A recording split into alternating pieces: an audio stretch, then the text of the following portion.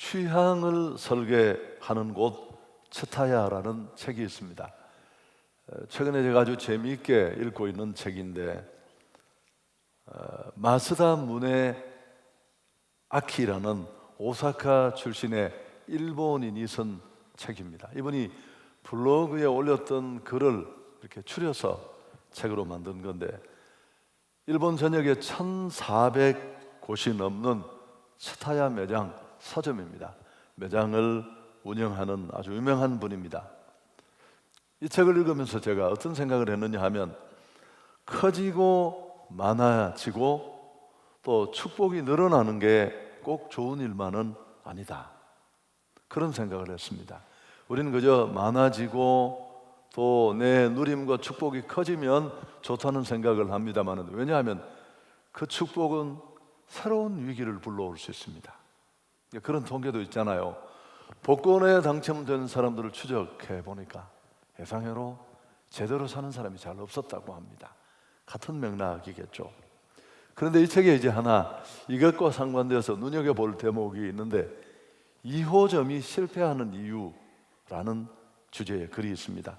1호점의 성공 확률은 높은데 이에 반해서 2호점은 종종 실패한다는 겁니다. 처음 그 일을 시작하고 그 분야에 이제 진입을 하려고 다들 자신이 없습니다. 모든 각도에서 겸손하고 겸허히 꼼꼼히 하나하나 기획하고 또 체크를 하는데, 하지만 1호점을 성공했으니까 1호점의 이 성공 체험은 이제 똑같이만 하면 2호점도 성공할 것이다, 착각을 하는 겁니다. 그래서 긴장도 없고 성공에 도취해서 고객이 뭘 원하는지 그 니즈 파악도 소홀히 합니다. 사실은 점포가 다른 곳에 있습니다. 위치도 다르고 고객도 다르고 취향도 다르고 하나하나 점검해야 될 것들이 너무너무 많은데 이런 특성들을 간과하는 거죠. 1호점의 성공이 눈을 그렇게 멀게 만든 겁니다. 이 저자의 츠타야 서점도 2호점이 똑같이 그런 결과를 전철을 밟게 됩니다.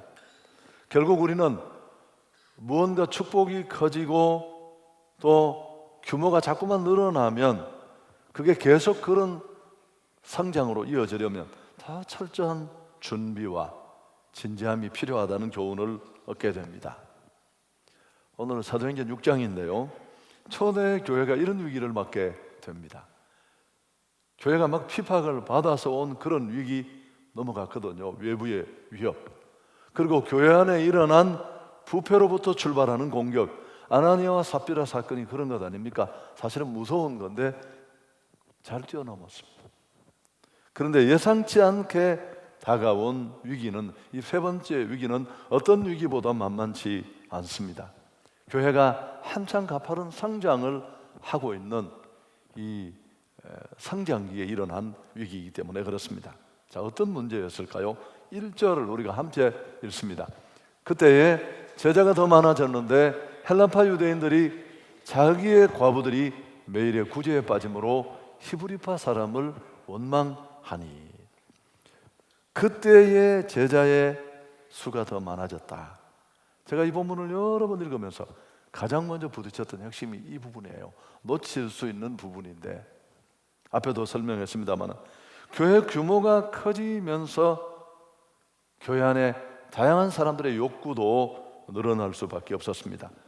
아직 행정적으로 발전하지 못했던 초대교회는 이런 행정에 연약함을 보였고 결국 서투른 행정관리로 문제가 빚어지게 된 겁니다. 그 문제는 헬라파 과부들이 구제에서 본인들이 차별을 받고 소외당한다는 생각 때문에 일어났습니다. 그래서 헬라파 유대인 신자들 전체가 리더십에 불만도 가지게 되고, 왜 우리를 이렇게 차별하느냐, 이런 문제로 교회가 우리말로 하면 시험에 들게 된 겁니다. 여러분, 섭섭병 이거 무서운 거예요. 치료제가 아직까지 잘 없습니다. 우선 좀 배경을 설명하면 초대 교회 안에 1세기 교회 안에 긴장이 있었습니다. 헬라파 유대인과 히브리파 유대인들 사이에 일어나는 긴장이었는데, 그래서 우선은 지역이나 그들이 사용하는 언어 때문에 생긴 긴장이었습니다. 헬라파 유대인들은 팔레스틴을 떠나서 터키, 그리스, 이집트 이런 데 흩어져 살던 유대인들입니다. 당연히 헬라어를 사용하고, 또 그분들이 일평생 거기 살다가 나이가 들면 고향으로 돌아가고 싶잖아요. 그래서 뒤늦게 팔레스틴으로 돌아와 사는데 홀로 된 분들이 많았습니다. 그런데 그에 반해서 이 히브리파 유대인들은 꾸준히 계속해서 그 팔레스틴에 머물고 있는 아람어를 사용하는 분들이었습니다. 여러분, 타지에서 옮겨온 사람과 본토박이 사이에 있었던 그 묘한 갈등이라고 할까요? 그런 것들이 원래도 존재했었는데 서툰 행정의 문제 때문에 이게 이제 전면적으로 불거져서 교회 안에 충돌로 이어질, 갈등으로 이어질 기미가 보이는 것입니다. 여러분, 우리가 늘 초대교회를 그리워하고 돌아가자 그렇게 말합니다만은 초대교회조차도 완전한 교회는 아니었습니다. 이 땅에 완벽한 교회는 없습니다. 아마 주님이 오시는 그날까지 이런 일은 그렇게 달라지지 않을 것입니다. 교회는 다 문제가 있어요. 제가 여러 번 얘기했습니다만 스펄전에게 어떤 젊은이가 찾아와서 문제없는 교회 하나 좀 소개해 달라고. 스펄전이 그런 교회 없다 땅에, 혹시 있으면 나한테 연락을 해다오. 그리고 당신 가지 마라. 네가 가는 날부터 문제가 생길 테니까.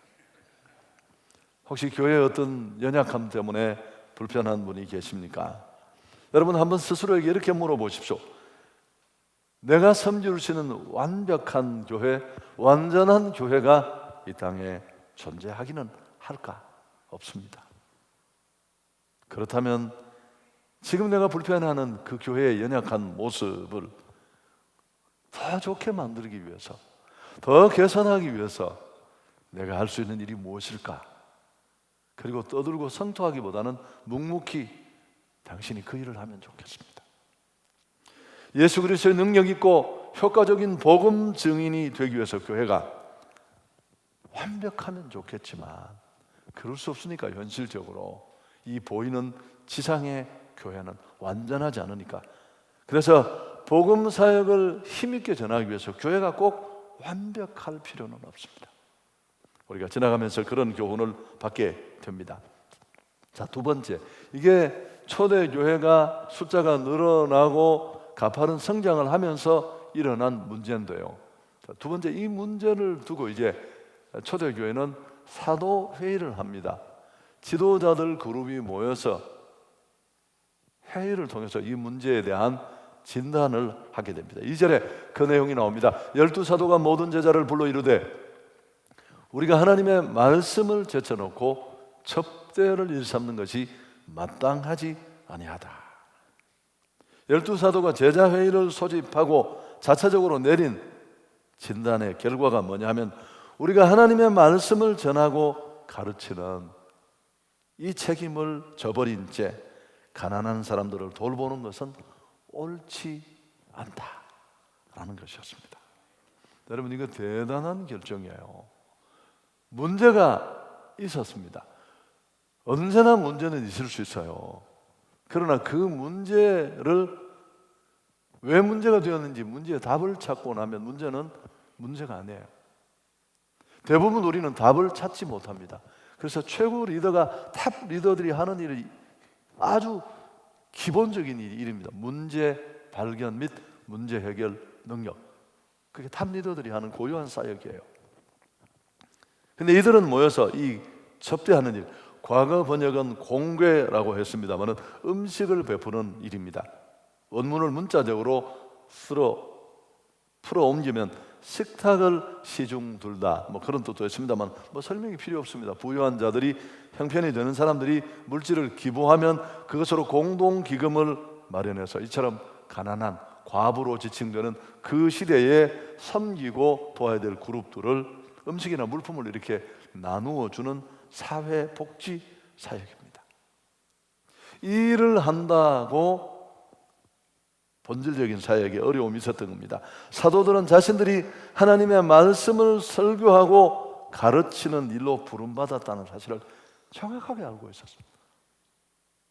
여러분, 이건 너무너무 중요해요. 사도들이 이 문제를 쉽게 찾아내고 진단할 수 있었고, 그럴 수 있었던 것은 자신들이 우선순위가 뭔지를 알고 있었습니다. 사도라는 직책이 뭘 하는 사람들이고 무엇에 집중해야 되고 어디에 우선순위가 있는지를 알고 있었어요. 그것에 비추어 딱 두니까 당장 이게 뭘 잘못했는지를 알 수 있잖아요. 그들의 우선순위가 있는 핵심 사역은 말씀 사역이었습니다. 사회복지사업이 말씀 사역보다 열등하다는 뜻이 아닙니다. 여러분, 이건 전적으로 소명의 문제예요. 소명의 문제. 목회자만 소명이 있습니까? 아니에요.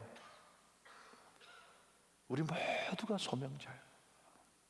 내가 있고 싶어서 있는 자리는 소명의 자리가 아니죠. 만물을 만드신 하나님, 나를 구원하신 하나님, 나를 목적 있는 인생으로 세우신 그 하나님, 너 그 자리에 있었으면 좋겠어. 그래서 그 자리에 맞는 은사도 주셨잖아요. 그 자리, 그게 바로 소명입니다. 사도들은 그리스도의 몸을 세우기 위해서 부름받은 자리입니다. 그래서 오순절 성령 강림 때부터 기도하고 말씀하는 일에 전념했습니다. 그런데 구제와 행정의 업무에 자꾸만 시간을 빼앗기면서 본질적인 사역이 소홀해질 위기에 온 거예요. 또 이 사회복지 사역도 그 사역대로 효율성이 떨어져서 이래 불평이 있는 사람들이 생기고, 왜 차별을 하냐, 어떻게 일을 이따위로 하냐, 뭐 이런 일들이 있었지 않겠습니까? 사도들은 이런 우선순위에 비춰보고 자신들의 잘못을 인정했습니다. 우리가 이 사실을 눈여겨볼 필요가 있습니다. 가난한 사람 돕는 거 나쁜 일 아니거든요. 잘못된 일도 아니거든요. 그래서 이게 잘못되었다는 걸 아는 게 더 어려운 겁니다. 이거 경상도 번역으로 억수로 중요한 얘기거든요. 여러분, 이게 무슨 도둑질하고 강도질하면 나쁜 일인 줄 아는데 이게 좋은 일이잖아요. 돕는 일이잖아요. 그래서 이게 문제가 없다고 생각할 수 있다니까요. 문제의식을 느끼는 게 쉽지 않다니까요. 내 우선순위를 해치고 본질을 해친다는 것을 놓치기 쉽다니까요. 그러면서 우리는 효율성도 떨어지고 우리 삶이 다 무너지고, 초대교회가 만난 앞의 위기보다 어쩌면 더 무서운 위기가 이 위기로 찾아왔다는 거예요. 아멘. 여러분, 지나온 1년 사역을 한번 내 삶을 돌아볼 필요가 있습니다. 목회자들만 말하는 게 아닙니다. 여러분 각자가 소명 있는 자리가 있습니다. 그리고 나는 내게 맡겨진 그 우선순위, 핵심 사역을 잘 실천하고 있었는지, 그 주변 언저리에는 나쁘지는 않지만 해도 되고 안 해도 되는 일, 우선순위가 없는 일들에 너무 전전긍긍하다가 내 삶이 변방으로 조금씩 밀려나고 있지는 않은지. 여러분, 그러려면 뭐가 필요할까요? 내가 무슨 일을 하기 위해 존재하는가에 대한 분명한 정리가 되어 있어야 돼요. 기업이나 똑똑한 사람들은 이런 걸 이미 다 문서화해 두었습니다. 그걸 뭐라고 해요? 사명선언문, 비전선언문이라고 합니다. 엉뚱한 데 기웃거리면 안 되니까. 돈 된다고 기업도 다 따라갈 수 있어요. 그러다 망하는 거예요. 여러분, 백수가 과로사 한다는 말 들어보셨죠? 이거 재밌는 이야기인데 왜 웃지? 시간 많다고 오라는데 다 가고, 친구 돌찬지도가 2시간 있다가 설거지도 해주고, 그러니까 과로사가 사망하신다니까요. 여러분, 우리는 많은 것 중에 선택하고 집중해야 합니다. 그러려면 내가 뭘 해야 하는지, 나는 어떤 일 때문에 존재하는지, 내 삶의 존재 이유가 뭔지, 이 부분이 분명해야 합니다. 선택하고 집중은 여러분 잘 아시죠? 그래서 우리 한국이 IMF를 만나서 국제 거지꼴이 된 것도 바로 이 선택과 집중이라는 구조조정의 원리를 무시하고 그저 문어발식으로 하고 싶은 것 다 하고 돈 되는 것 다 하고 국제 경쟁력도 떨어져서 그런 자리에 이르게 된 것입니다. 혹시 지나가면서 비전 선언문이 뭘지를 궁금해하는 분이 있을 것 같아서 연세대학교 연대병원의 비전 선언문을 한번 예로 소개해 드리겠습니다. 하나님의 사랑으로 인류를 질병으로부터 자유롭게 하는 것이다. 하나님의 사랑으로 인류를 질병으로부터 자유롭게 한다. 이게 그들의 사명 선언문이에요. 이게 왜 필요할까요?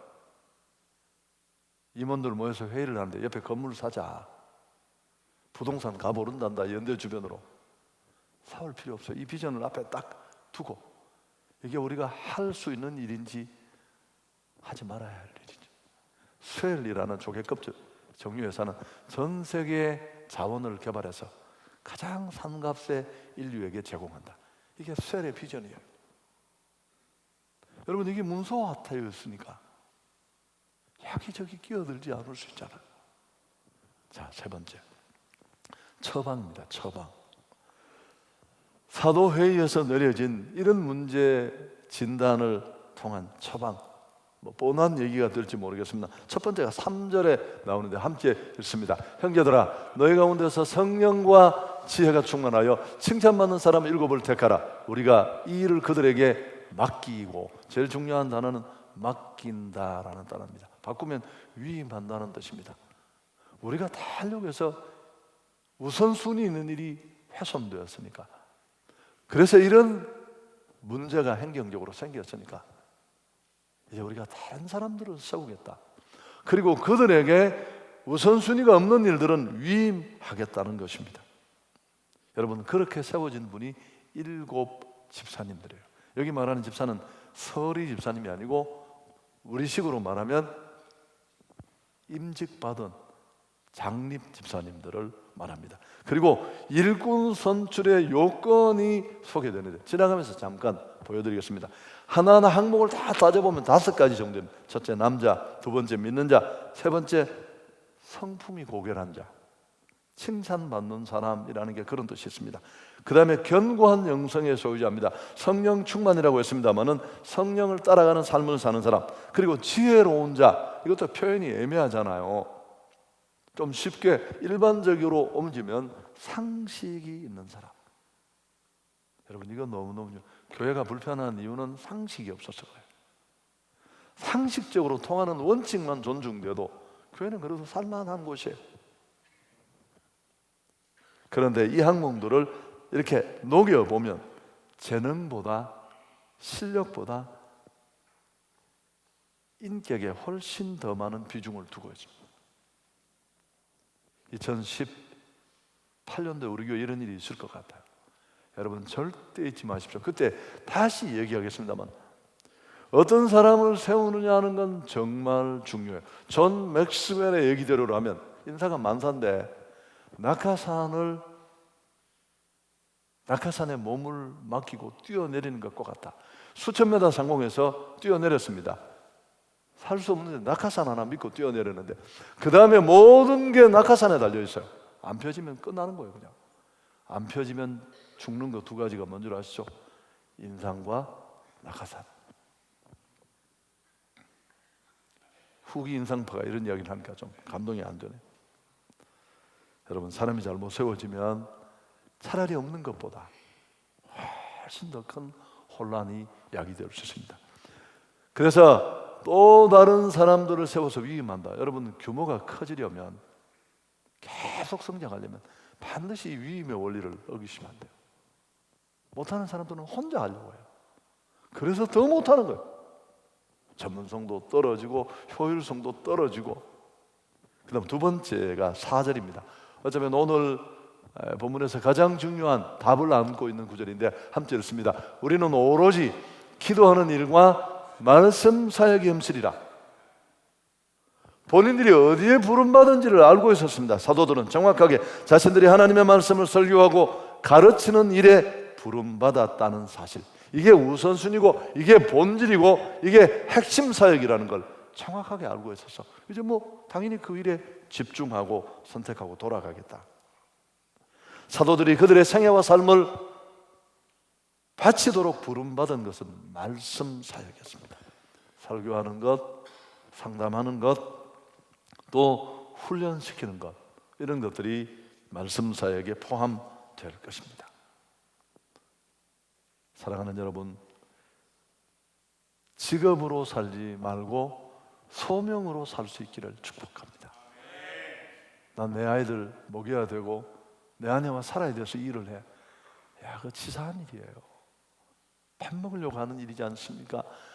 땅에서는 대단한 일일지 모르지만 하나님을 생각하고 내가 목적 있는 존재로 만들어졌다는 걸 생각하면 너무 초라한 인생이죠.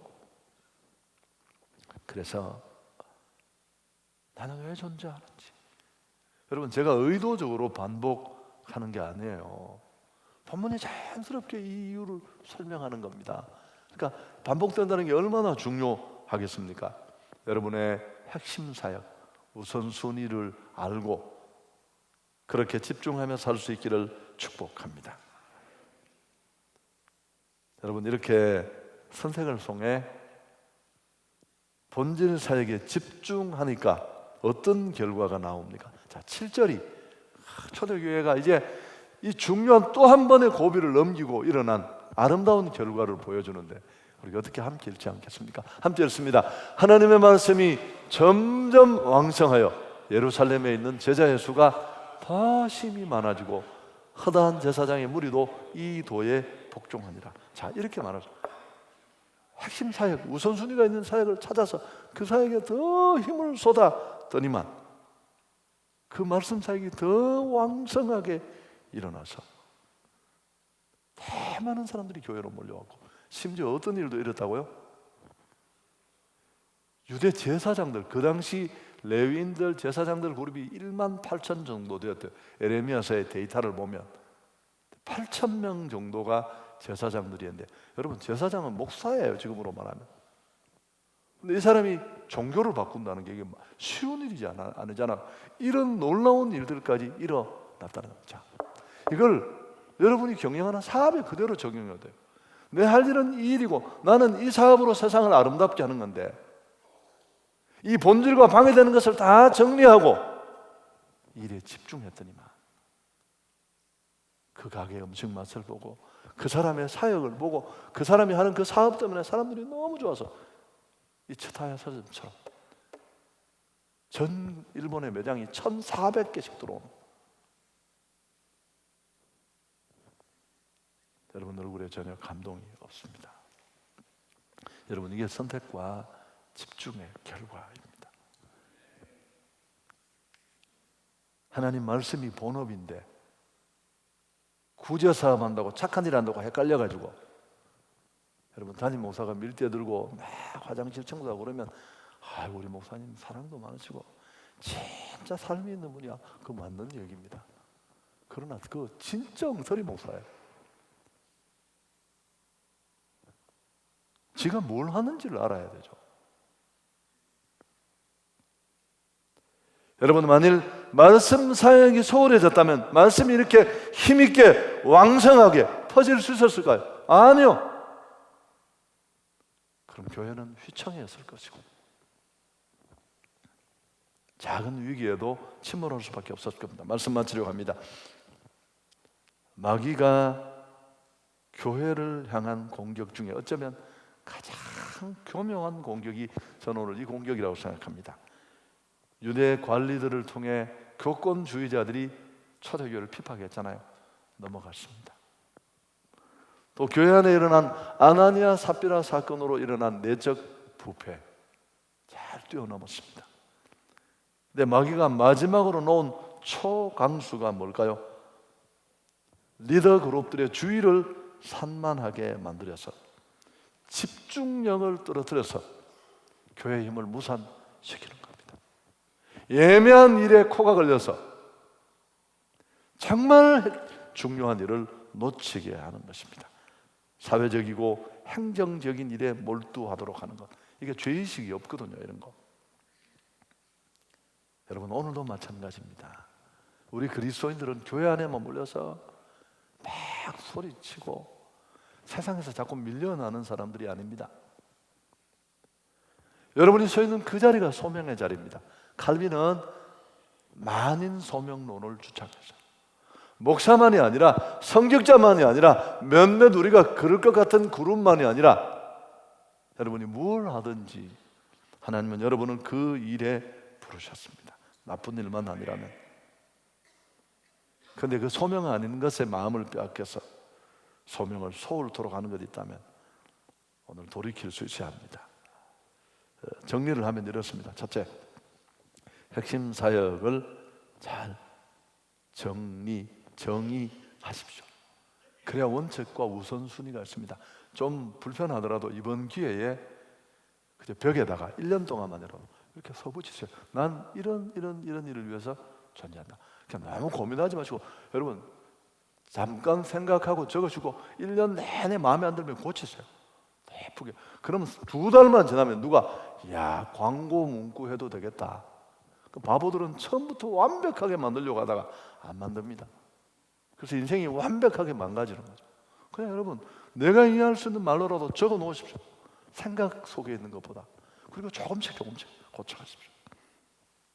두 번째, 이 원칙에 비추어서, 이 사명에 비추어서, 소명적 삶에 비추어서 부적절한 것들이 있다면 제거하십시오. 나는 너무 내가 하지 말아야 될 일에 관여하고 있지는 않은지. 여러분, 저는 운동을 하는데 1시간 10분, 15분 딱 해요. 막 알통이 볼록볼록. 나는 그런 거 싫어요. 원래도 이렇게 볼록볼록 나오는 거. 남자가 왜 그렇게 나와야 됩니까? 원래 나오는 사람도 아닌데. 그렇지만 너무 배가 볼록하게 나와서 보기 싫다든지, 옷을 입었는데 혁띠가 배에만 걸리면 기분이 묘하다니까요. 또 그 팽이 꼭지 찍힌 것처럼. 그냥 피곤하지 않을 정도, 내가 설교하는 데 집중할 수 있는 정도, 잠자는 게 늘 좀 문제인 제가 숙면을 취할 수 있는 정도가 내가 운동하는 정도예요. 근데 제가 목사인데 막 운동을 했는데 운동이 너무, 제가 하루에 3시간씩 성경도 안 읽고 설교 준비는 1시간도 안 하는 게, 그리고 여러분, 제가 이렇게 건강에 힘을 쓰고 있습니다. 정신 차려야 돼요, 그 목사. 어떤 목사님이 주일날 새벽 축구 모임에 갔다가 주일 일부 예배를 빠질 뻔했다. 제가 재미로 하는 얘기예요. 그건 아니에요. 여러분, 그 무엇도 제가 우습다고 하는 얘기지만, 여러분이 하는 정말 소명 있는 그 일이 있는데, 그게 사업이든 그게 공부하는 일이든 그 일을 더 잘할 수 있기 위해서 하는 작은 취미, 작은 스포츠 활동, 그럴 때 그게 유익한 거지. 본질이 바뀌어진다면, 주객이 전도된다면 문제가 될 수 있다는 겁니다. 여러분, 이렇게 본질에 벗어나 엉뚱한 것에 휘둘리면 첫 번째 어떻게 될까요? 사역의 수준이 떨어집니다. 당연히. 그럼 이 경쟁사회에 못 살아나요. 그리고 막 다 무너지고 와서 목사님 불러서 예배 드리면서, 왜 하나님은 내게, 하나님 당신에게 기회를 주셨어요. 두 번째, 더 치명적인 게 뭔 줄 아십니까? 교회와 말하면 다른 사람들의 사역을 빼앗는 겁니다. 목사가 자기가 다 해버리면 위임받아야 될 예수 그리스도의 몸에 달린 많은 포지션들이 다 있는데 그 사람 일을 내가 독식하는 거예요. 기업도 마찬가지입니다. 그래서 이건 정말 큰 손해입니다. 여러분, 한 가지만 더 강조하고 마치려고 합니다. 제가 이 설교를 준비하다가 한 가지 특별한 생각이 떠올랐습니다. 사도들이 뭐라고 했습니까? 기도하는 것과 말씀 전하는 일에 전무하겠다. 근데 왜 2가지일까요? 자, 사도들의 핵심 사역이 뭘까요? 기도예요? 말씀 사역이에요? 말씀 사역입니다. 그럼 말씀 사역이 앞에 나와야 되죠. 그럼 왜 이게 기도가 앞에 나왔을까요? 제가 생각을 해봤어요. 여러분, 기도는 말씀 사역을 빛나게 하는 안전장치예요. 이건 목회자에게만, 사도에게만 적용되는 게 아닙니다. 당신이 뭘 하든지. 제가 해보니까 창의성이 여기서 오고, 내게 그 사역을 내게 사명으로 주신 분이 그분이세요. 안테나를 세우고 내 마음대로 방향 잡았다고 달려가는 게 아니라 끊임없이 그분의 뜻에 귀 기울이고 나를 볼 수 있고, 혹 사도들처럼 이렇게 방향과 궤도를 놓쳤을 때 깨닫게 하는 지각, 분별력, 또 복잡한 상황 속에 수없이 많은 경쟁과 문제들을 뛰어넘는 아이디어, 다 이 시간에 주어집니다. 여러분, 영성과 실력, 이 두 개를 다 갖춰야 돼요. 이 창의적인 시대에 여러분이 정말 남다른 결과를 만드시려면 오늘 이런 생각을 할 수 있겠죠. 난 참 2017년 열심히 죽자 살자고 달렸는데 진전이 별로 없어. 그럼 좋습니다. 그 1번이 사실이라면 바꿔보십시오. 하나님의 그 창의적임이, 은혜가 내 안에 필요할 테니까요. 더 많이 기도하시고. 그 호텔왕 힐튼은 원래 삼류 배우였습니다. 제가 좋아하는 얘기입니다. 어떻게 그렇게 세계적인 호텔왕이 되었느냐고 생전에 물었더니만 두 가지래요. 첫째, 교회 가서 열심히 기도했대요. 그 기도 시간에 주신 아이디어를 두 번째 어떻게 했을까요? 내 하는 일에 적용했더니만 어느 날 내가 이런 세계적인 호텔왕이 되어 있었습니다. 여러분, 열심히 일할 뿐만 아니라 날카로움까지 가지시고 주의 은혜까지 덧입어서 꼭 또 2018년 우리가 반성하는 이때쯤에 더 나은 모습으로 하나님 앞에 영광 돌려주시는 우리 모두가 될 수 있기를 축복합니다. 아멘.